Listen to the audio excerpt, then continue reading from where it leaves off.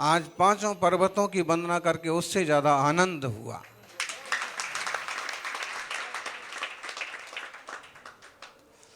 पर्वतों की तो क्या वंदना करेंगे, लेकिन पर्वत साक्षी हैं कि तीर्थंकर नेमिनाथ यहां विराजे हैं।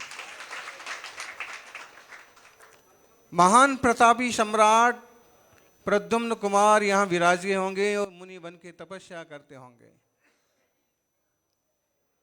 और आज प्रातः काल वंदना को ब्रह्म मुहूर्त में चले,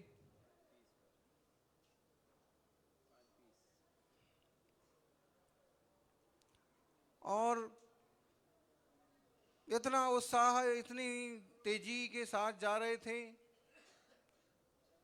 कि बीच में 3520 सीढ़ी के पास में जो छोटा सा पर्वत में खुदा हुआ जिनबिंब है, उसके भी दर्शन हो गए, नहीं चूक गए। तुमने किए, चलो ठीक है, ये अच्छा किया। कुछ लोगों के हो गए, कुछ लोगों के छूट गए। वो इसलिए कि एक बार फिर चढ़ो और फिर अपना मूल मंदिर के दर्शन तो सब हुए। और लोग कहते कि पहले अपन पांचवी की करो फिर पहली की करो। मेरी समझ से भूल नहीं करना चाहिए। सबसे पहले साक्षात आज भी जहाँ तीर्थंकर नेमिनाथ भगवान विराजमान है, पहली टोंक पर पहली वंदना वहीं से करना चाहिए।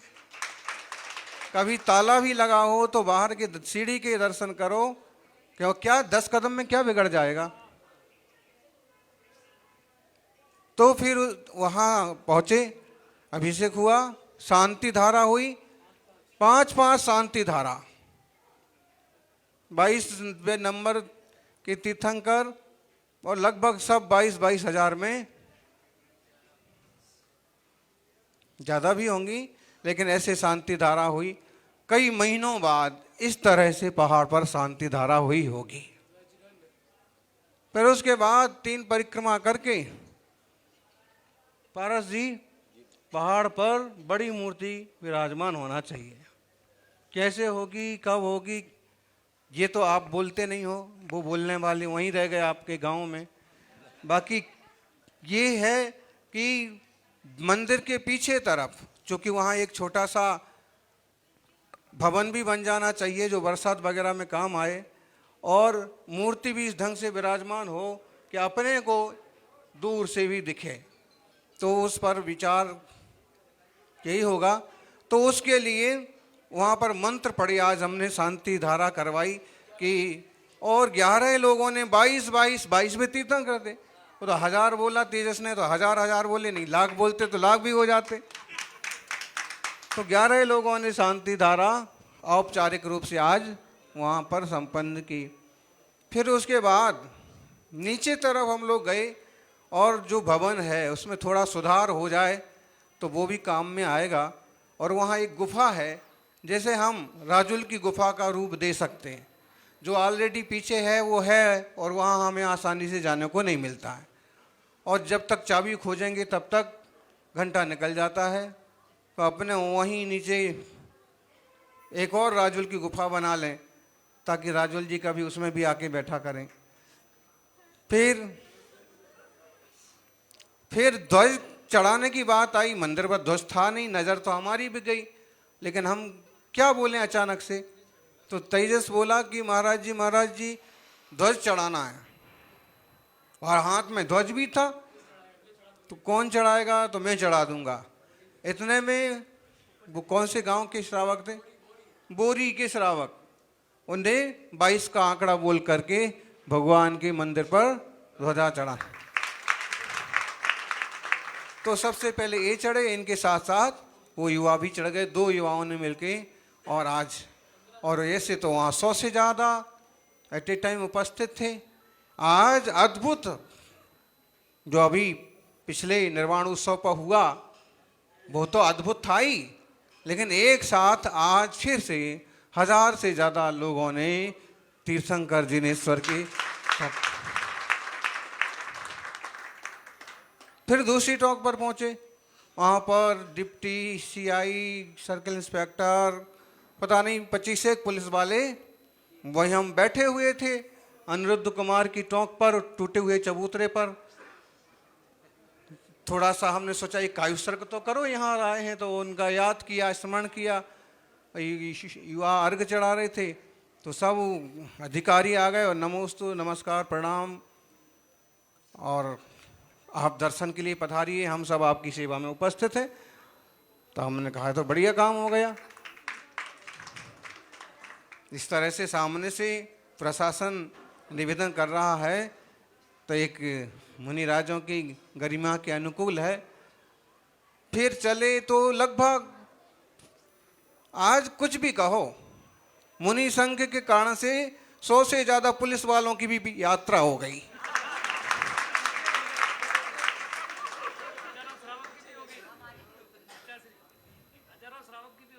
हजारों श्रावक की तो हुई, वो तो करने आए ही थे, लेकिन मुनि संघ की सेवा कहो, सुरक्षा कहो, उस शुभ भाव में उनकी भी यात्रा हो गई।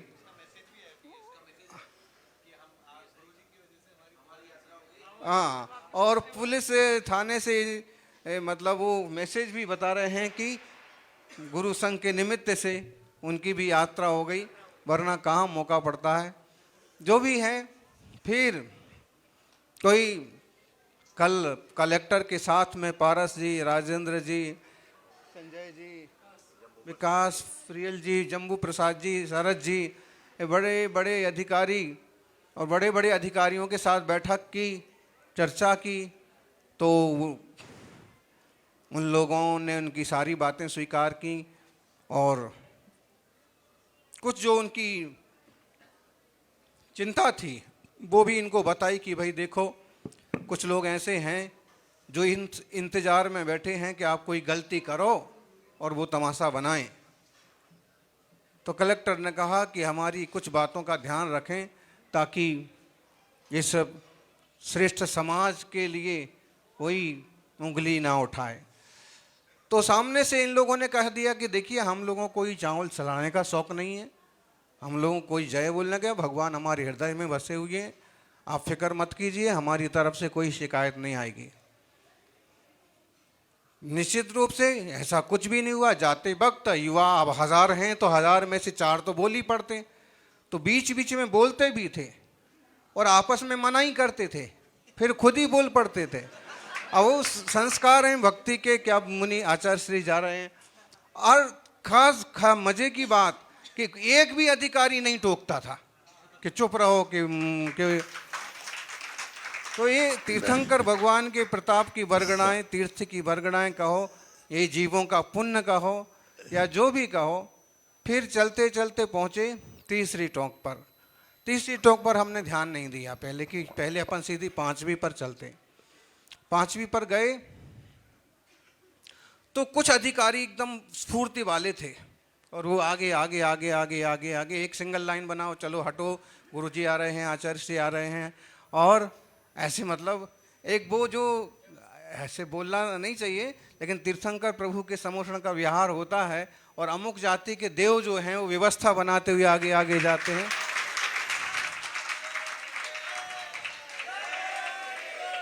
अच्छा, वो बीच बीच में पूछते भी थे, महाराज सुख साता, महाराज सुख साता। मैंने कहा अच्छा है इन जीवों का योग आज का। तो फिर उसके बाद दूसरी तीसरी पर निकले, चौथी की तरफ हमने सिर्फ देखा और आगे चले गए 5वीं पर। बीच बीच में क्या था, क्या शौक है युवाओं को, बेवकूफ़ों को, कि एकदम सिंगल चट्टान, एकदम हजारों फीट ऊंची चट्टान पर किनार पर जाके खड़े सेल्फी ले रहे। तो अधिकारी लोग जो है बीच बीच में उनको फटकारते भी जा रहे हैं, तुम सेल्फी ले रहे हो ना, तुम्हारी सेल्फी यहीं लटक जाएगी। बहुत। और हम उसको कि भाई सही कह रहे आप, हूँ कर देते, कहते जाओ, एक टपक गया, इनके माँ बाप विधवा हो जाएंगे। तो उसके बाद 5वीं टोंक पर पहुँचे तो अधिकारियों ने आग्रह किया कि आप सिर्फ 2 मिनट यहाँ विश्राम कर लीजिए, तब हम सब लोगों को बाहर निकाल देते हैं। और ऊपर जाकर के 20 सीढ़ी ऊपर जाकर के उनने एकदम सबको बाहर निकालवाया, ऐसे गरिमा के साथ, मतलब दर्शन बंधन कोई नहीं बचा। बाबा जी बैठे हैं एकदम भक्ति भाव से हाथ जोड़ के, 10 पुलिस वाले अंदर व्यवस्थाओं के हिसाब से, अधिकारी वो स्टार वाले।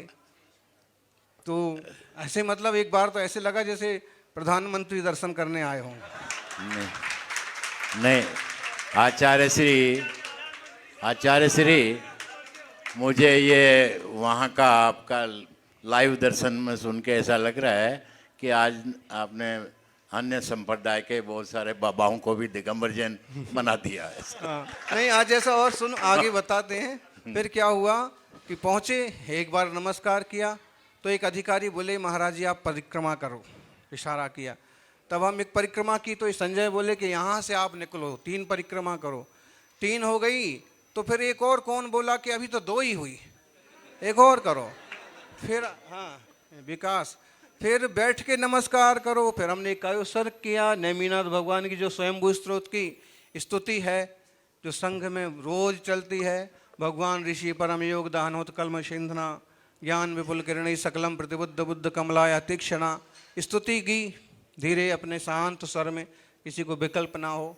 और नेमिनाथ भगवान का फिर एक पुस्तक थी इनके पास, अज्जप जो गम ध्यान की, तो दाढ़ी वाले बाबा को दी। बाबा जी ने बड़े अच्छे से ली। पहले तो ऐसे मतलब जैसे थोड़ा सा उनको ऐसे था कि जैसे वो हमारा सम्मान नहीं कर पाए, तो ऐसे कुछ जो भी भाव हो तो सिर नीचे करके बैठे थे। लेकिन पुस्तक दी तो सिर ऊपर किया और बड़े दोनों हाथों से पुस्तक ली। फिर आचार्य आदि सागर जी का एक चांदी का लॉकेट जैसा था, किसी ने हमको दिया तो हमने वो भी उनको दे दिया, वो भी लिया, माथे पर लगाया, रख लिया। फिर दूसरी तरफ एक और थे, एक दाढ़ी वाले थे, एक बिना दाढ़ी वाले थे। तो बिना दाढ़ी वाले के पास फिर हम निकलते निकलते हमने धीरे से कहा कि तुम लोगों का बहुत बड़ा सौभाग्य है, 24 घंटे यहाँ चरणों में बैठने का मौका मिलता है। तो उसका मतलब चेहरा एकदम एक गुलाब की तरह, मतलब कि ये गाली देंगे कि तुम लोगों ने ऐसा किया, कब्जा किया। और कितना सौभाग्य है जीवों का कि यहाँ बैठने को तो मिल रहा, बाकी जो भाव आज हैं वो जाने। फिर क्या हुआ, वंदना करने के बाद फिर माताजियों का नंबर आया, तो सब माताजियों का भी अच्छे से वंदन करवाया, 3 परिक्रमा हुई।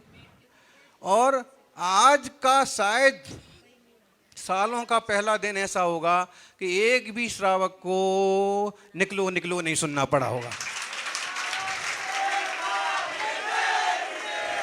किसी ने ज्यादती की होगी तो फिर देखो बोलना पड़ेगा।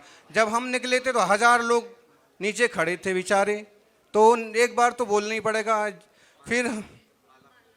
फिर माला दी कि भाई चरण को लगा दो, तो बाबा जी बोले कि पहनोगे तो नहीं पहनेंगे, जाप करेंगे। अच्छा, लगा दी, चरण को दे दी। और फिर उसके बाद जब हम चौथी टोक पर चढ़े और चौथी टोक पर चढ़ गए तो वहाँ से कुछ पुलिस अधिकारी और वही बाबा जी लगातार देखे जा रहे थे, मतलब, और उनकी मुद्रा से ऐसे लग रहा था जैसे प्रसन्न मन से देख रहे हैं कि ये तपस्वी देखो कहाँ से कहाँ चढ़ के पहुँच गए। मतलब हाँ, सभी बाहर उनके उस टॉक के पारस जी, उस टॉक के पीछे तरफ काफी जगह है श्री, उस टॉक के पीछे मैं एक छोटी सी कल की घटना बताता हूँ, आप लोगों को बता रहा हूँ कि वहाँ बैठ के दर्शन करने की इजाज़त तो अदर कास्ट को भी नहीं है, किसी को भी नहीं है। हाँ। लेकिन अब क्या बोले कि गुरुओं का आशीर्वाद, यहाँ के श्रावकों का, ट्रस्टियों का पुरुषार्थ और संघ का पुण्य। मेरा कल कलेक्टर साहब से सीधा सवाल था इस बात पे, जब मैंने कहा ना आचार्य श्री बैठ के वंदना करेंगे, ये तो नहीं हो सकता, हमारे भी नहीं करते हैं। तो मैं कहा हम पागल नहीं है, 10,000 सीढ़ी चढ़ेंगे उतरेंगे, अगर कुछ करना ही नहीं है तो जैन इतने पागल तो नहीं है कि बिना वजह से वहाँ जाएंगे।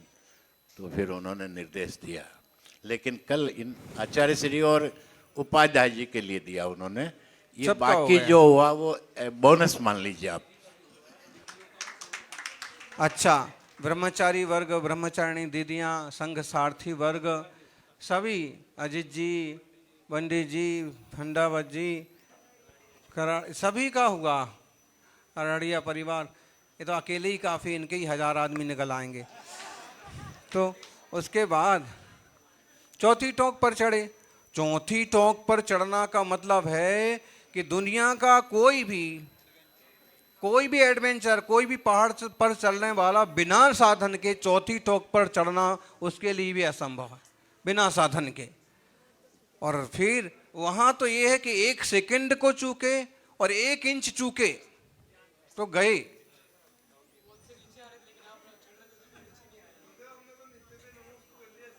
अरे आप बहादुर किशनगढ़ के लोग हैं, दूर से ही सलाम करते हो, तो हम पास से सलाम करना सिखा के आए।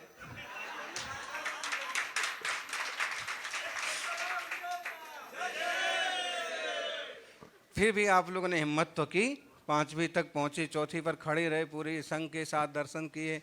उसके बाद वहाँ भगवान का अभिषेक हुआ, अनिरुद्ध कुमार मुनिराज मोक्ष पधारे, उनके अभिषेक हुए और ध्यान हुआ और प्रवचन हुआ।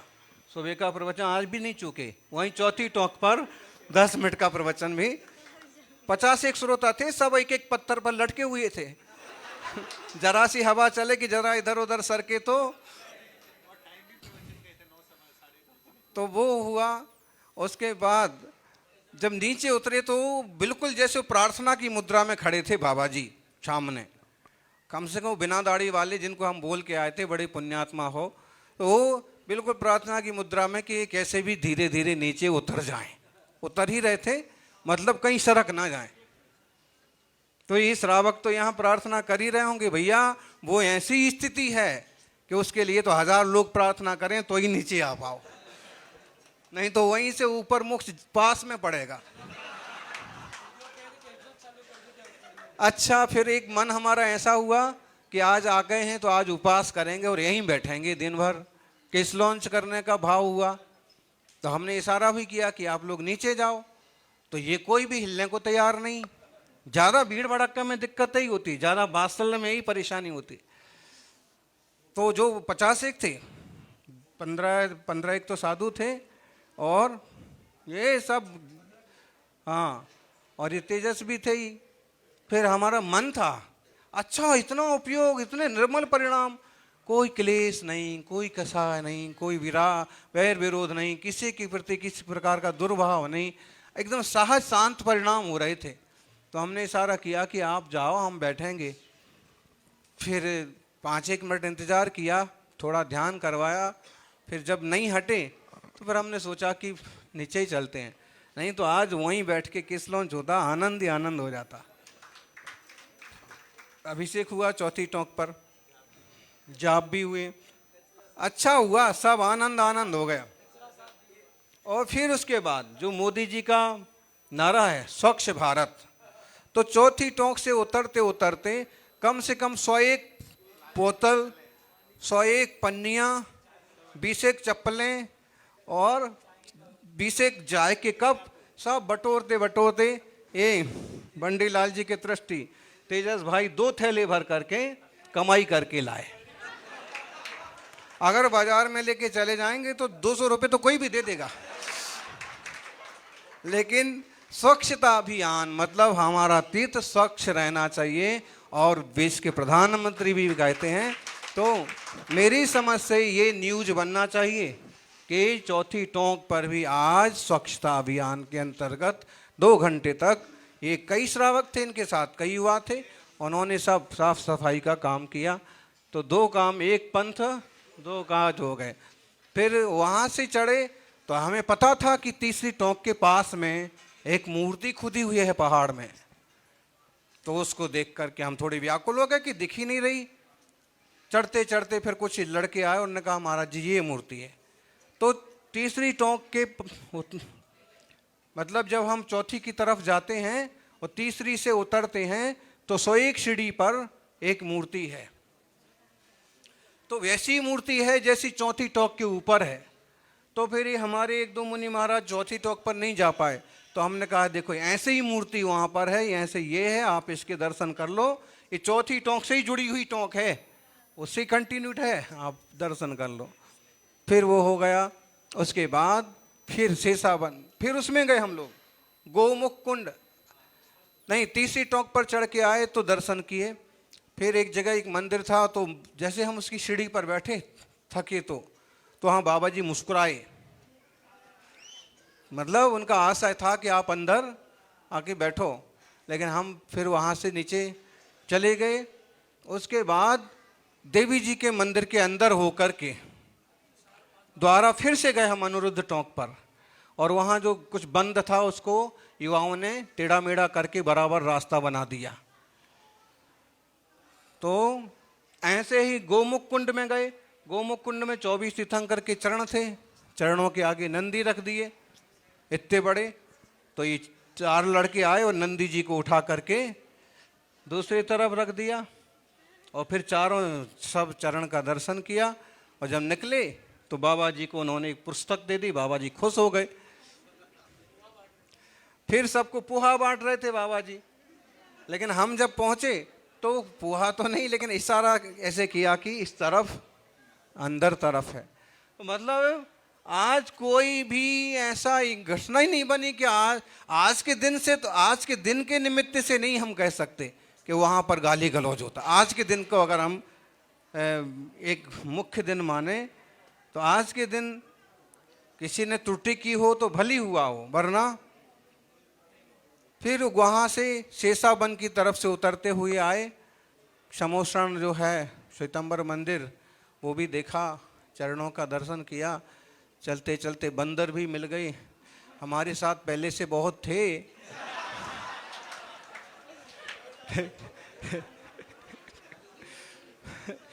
और मिल गए, काफिला बनता गया, पूरी बानर सेना बन गई।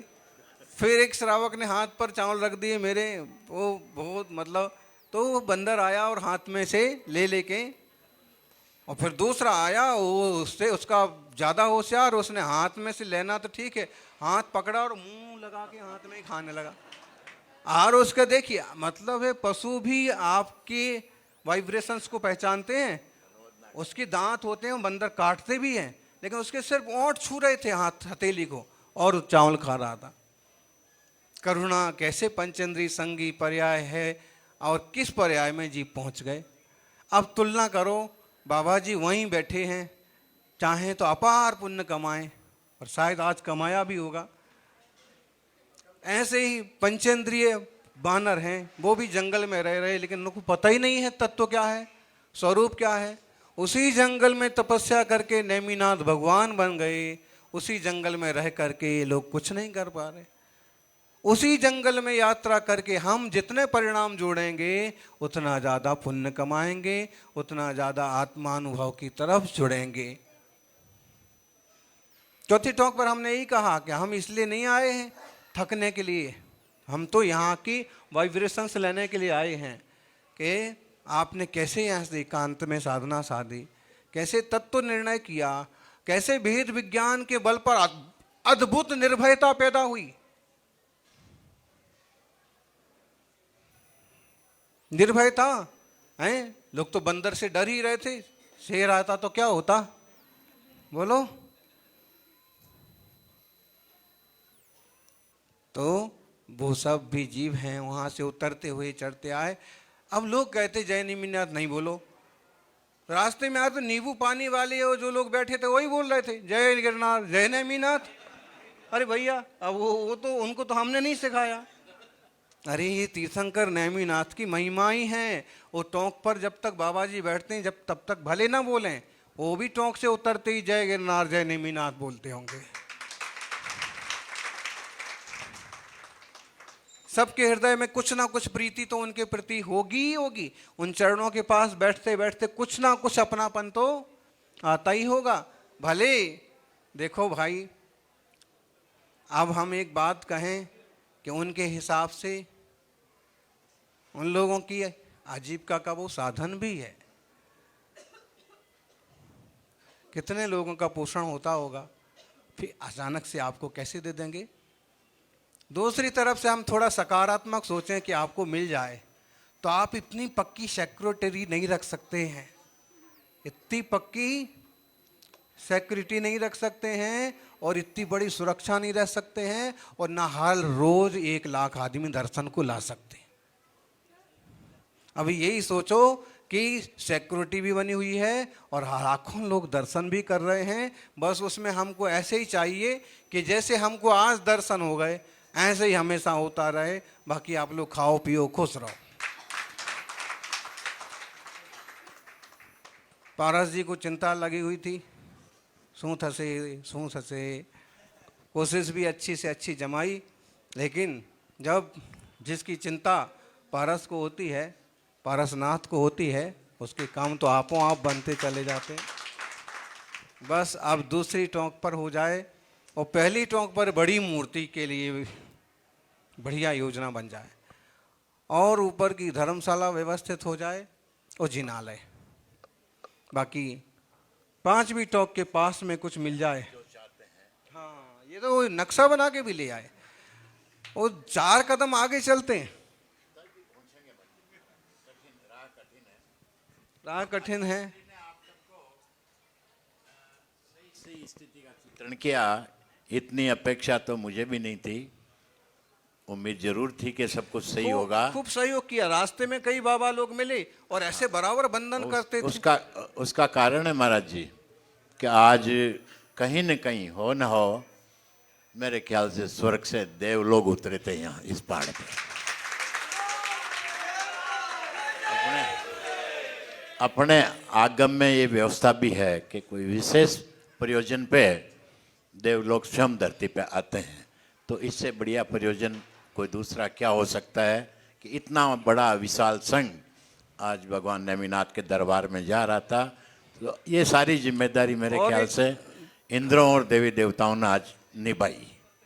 एक बात एक भी है, वो पुलिस वाला दूसरे लोगों को ऐसे हकलाता था, हड़काता था, और जब मुनि संघ की कोई माताजी महाराज आते तो वही महाराज जी आ रहे हैं, माता जी आ रहे हैं, रास्ता बनाओ रास्ता बनाओ, मतलब एकदम रोल ही चेंज हो जाता था।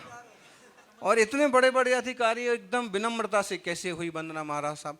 वो डीएसपी पीछे रह गए, तो आपकी स्पीड बहुत तेज़ है और आप आ गए, और अब तो हमने कहा कि आप भी दर्शन करके आओ, ऊपर जाके आओ। तो उनने कहा कि ठीक है मैं ऊपर जाता हूँ, जब तक सारे मुनियों के बराबर दर्शन ना होंगे तब तक मैं वहीं बैठूंगा।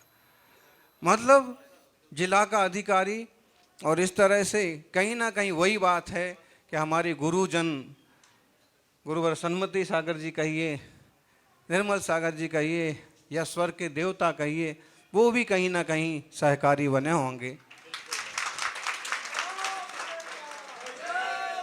और बंडी जी की जो बात पारस जी ने कही, इस बात से तो हम बहुत ही पहले से सहमत हैं कि अगर उस श्रावक परिवार ने, इसका इतिहास पढ़िए आप, वो प्रतापगढ़ से आए और यहाँ के बादशाह से उन्होंने चर्चा की, बादशाह को कुछ उन्होंने गिफ्ट किया, फिर उन्होंने, बादशाह ने कहा कि आपको क्या चाहिए, तो उन्होंने कहा कि कोई गृहस्थ होता ना कुछ भी मांगता, हीरा मोती मांगता, जमीन जागीर मांगता, उन्होंने कहा कि मुझे गिरनार में नेमिनाथ भगवान का मंदिर बनाना है, उसके लिए जगह चाहिए। राजा ने भी लिख के दे दिया। आज जो मंदिर है वो उन्हीं की बदौलत है, नहीं तो फिर सच्चा रोना होता। अभी तो हम जो शिकायतें हैं, आधी अधूरी शिकायतें हैं कि दर्शन नहीं हो रहे। अगर वो चीज़ ना होती, ये चीज़ ना होती, तो असल का रोना होता कि गिरनार में कुछ नहीं है।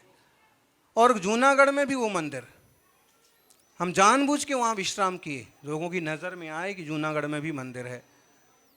फिर उसके बाद समौशरण मंदिर की तो विस्तार बहुत है ही है। निश्चित रूप से परम पवित्र तीर्थ है। हमें तो खूब आनंद हुआ, सब लोग आनंद लें, और ख़ासकर युवाओं को जिनको बाहर घूमने शौक़ है, एडवेंचरिंग का शौक़ है, वो उनको गिरनार ज़रूर आना चाहिए।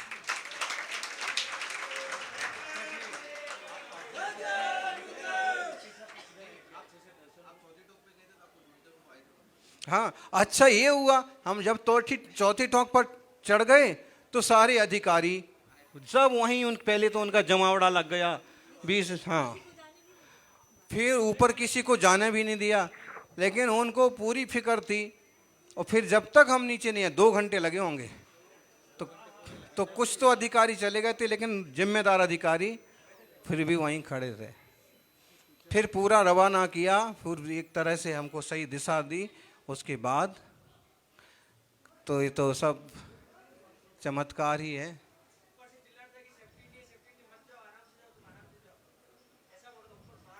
बाबा जी, अच्छा। तो जो भी है, जो भी हुआ, एक यूनिक हुआ, अद्भुत हुआ। और अगर इसी तरह का माहौल बन गया तो फिर गिरनार के दर्शन का आनंद 100 गुना ज़्यादा हो जाएगा।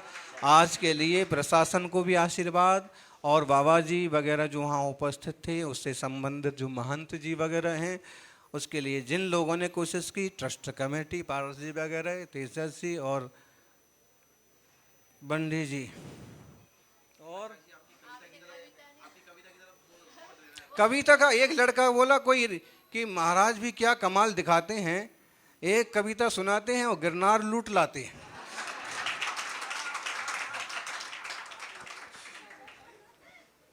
तो अपने देखो, अपन सभी अच्छे विचार वाले लोग हैं, सद्भावना वाले हैं, जीव चीटी पर करने वाले, क्यों किसी को कष्ट देंगे, सभी का मंगल हो, यही भावना। मुझे पता है इसमें से आधे लोगों ने अभी तक भोजन नहीं किया है, तो सभी पधारिए। सबका पेट भर गया महाराज जी आज।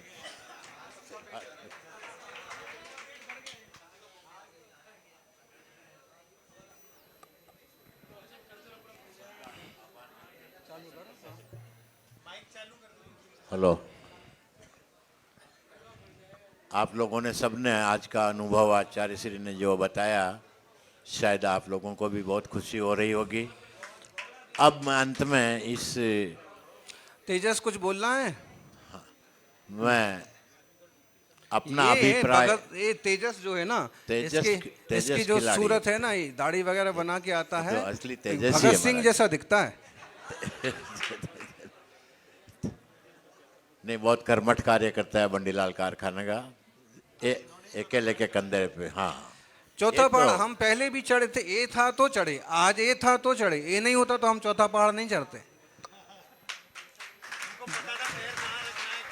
ये महाराज, ये एक अद्भुत ये युवा देखो, इस युवा को देख करके युवाओं सोचो, 400 से ज्यादा गिरनार की यात्रा इस युवा ने की।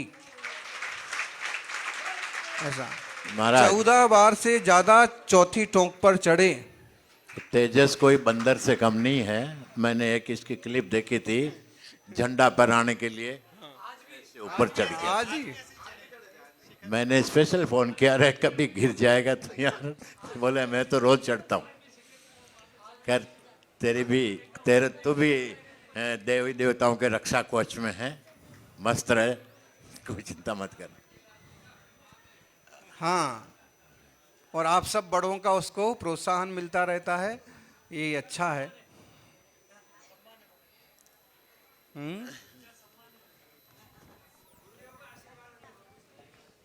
आचार्य श्री के पूरे संबोधन के बाद आज एक बात और हुई, हाँ जी, कि एक अच्छे विद्वान, ब्रह्मचारी, मुमुक्षु और तपस्वी,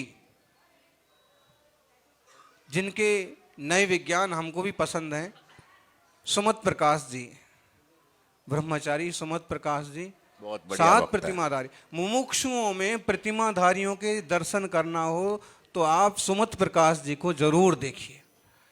हमारा उनसे संयोग बना, केवल एक डिब्बे में उनके कपड़े धुल जाते हैं, उसी में स्नान हो जाता है। छुल्लक जी, तो मैं तो 2 बार कमंडल लगता होगा एक डिब्बे में। और भोजन करने का तरीका एकदम जो पुराने जमाने के दादा दादी, शुद्ध तरीके से टोटल।